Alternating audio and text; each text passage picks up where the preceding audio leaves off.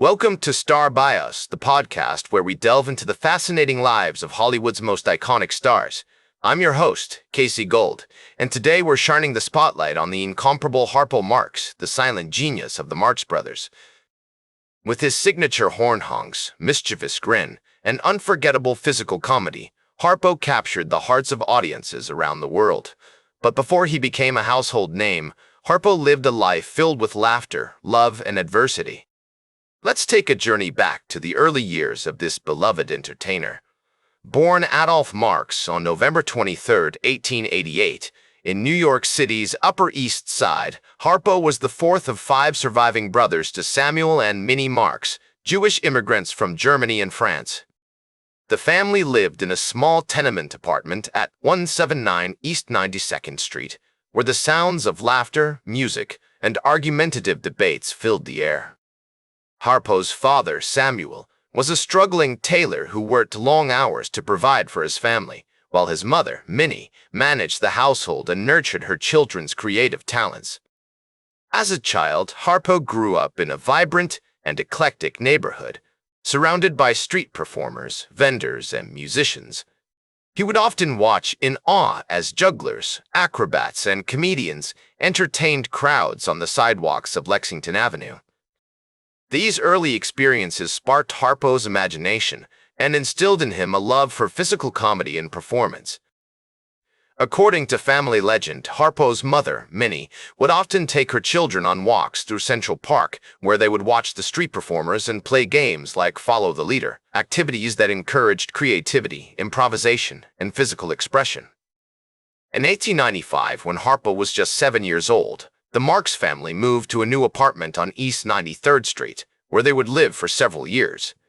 This period marked a significant turning point in Harpo's life, as he began to take his first tentative steps into the world of show business.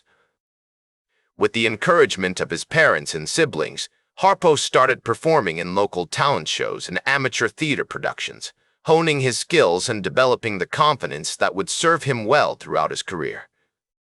Harpo's education took place at Public School 86 on East 88th Street, where he excelled in physical activities like gymnastics and sports, but struggled with traditional academics. His teachers often described him as a daydreamer, who was more interested in drawing cartoons and playing pranks on his classmates than in following the lesson plan. Despite these challenges, Harpo's creative talents were nurtured by his family and community, which recognized the value of artistic expression and encouraged him to pursue his passions. As we explore the early life of Harpo Marx, we see the foundations of a remarkable career being laid. The influences of his family, his education, and his early experiences on stage all contributed to the unique blend of humor, pathos, and creativity that would come to define him as an artist. From the vibrant streets of New York's Upper East Side to the makeshift stages of local talent shows, Harpo Marx's early life was a rich tapestry of experience and inspiration, setting the stage for his future success as one of Hollywood's most beloved entertainers. As Harpo's career took off, he and his brothers, Groucho, Chico, and Zeppo, began to make a name for themselves on the vaudeville circuit. Their unique blend of humor, wit, and physical comedy quickly gained popularity, and they soon found themselves performing in theaters across the United States. In 1924, the Marx Brothers made their Broadway debut with the show I'll Say She Is, which was a huge success and ran for over a year. This was followed by other hit shows, including The Coconuts and Animal Crackers, both of which showcased Harpo's incredible talent for physical comedy and his signature horn honks. In 1929, the Marx Brothers made their film debut with the movie The Coconuts, which was based on their earlier stage show. The film was a huge success, and it marked the beginning of a long and successful career in Hollywood for Harpo and his brothers.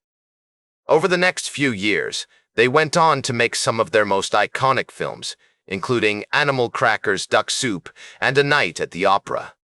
These movies showcased Harpo's incredible talent for physical comedy and his ability to convey emotion without ever speaking a word.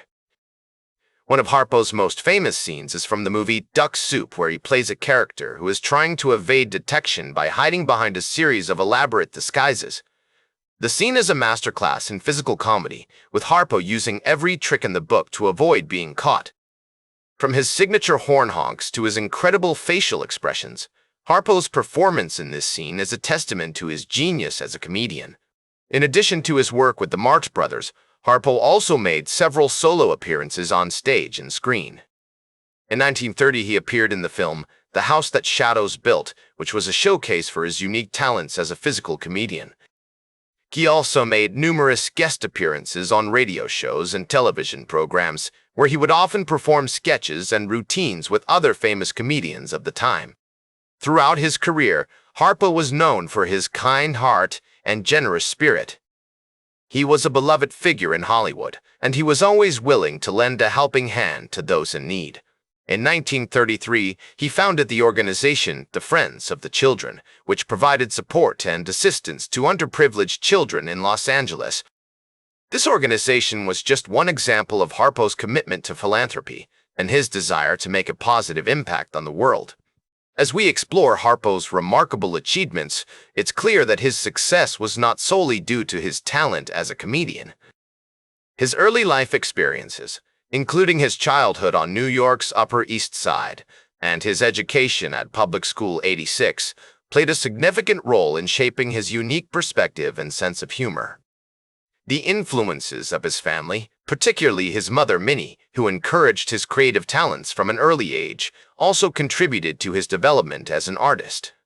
Harpo's impact on the world of comedy cannot be overstated. He was a true original, and his unique blend of physical comedy and silent pantomime has inspired generations of comedians and actors. From Charlie Chaplin to Jim Carrey, Harpo's influence can be seen in the work of countless performers who have followed in his footsteps. As the 1940s approached, Harpo began to face new challenges in his personal and professional life. The Marx Brothers' film career was slowing down, and they were no longer producing new movies together. Harpo, however, remained committed to his craft and continued to work on various projects. In 1946, he appeared in the film A Night in Casablanca, which was a moderate success. He also made numerous guest appearances on radio shows and television programs, where he would often perform sketches and routines with other famous comedians of the time. One notable example of Harpo's continued innovation as an artist is his work with the legendary composer and conductor, Leonard Bernstein. In 1949, Harpo collaborated with Bernstein on a series of concerts, which featured Harpo's unique brand of physical comedy and pantomime. These concerts were a huge success and showcased Harpo's ability to adapt and evolve as a performer. Despite his professional successes, Harpo faced personal struggles during this period. He suffered from a series of health problems, including a heart condition that required surgery in 1955. Additionally, he experienced financial difficulties due to the decline of the Marx Brothers' film career and the rise of new forms of entertainment, such as television. However, Harpo's kind heart and generous spirit remained unchanged. He continued to support various charitable causes, including the Friends of the Children organization, which he had founded in 1933. He also remained committed to his family, particularly his wife, Susan Fleming, whom he married in 1936. The couple adopted 4 children together and were known for their strong and supportive relationship.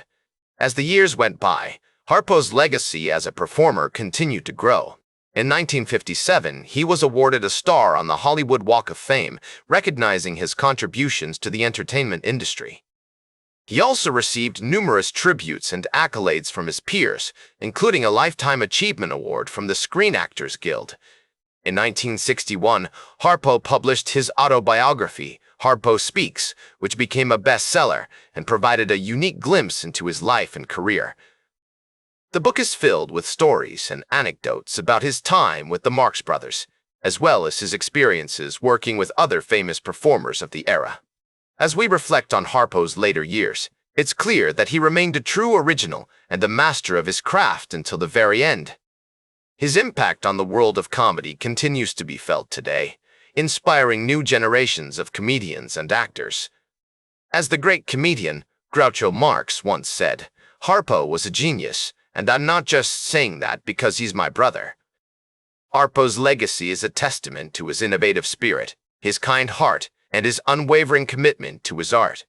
In the words of Harpo himself, the most important thing in life is to learn how to give out love and let it come in.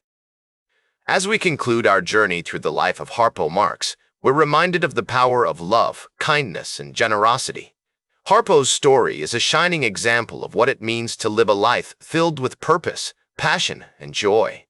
That's all for today's Star Bios. Remember to like, share, and subscribe. And until next time, I'm Casey Gold reminding you to keep shooting for the stars.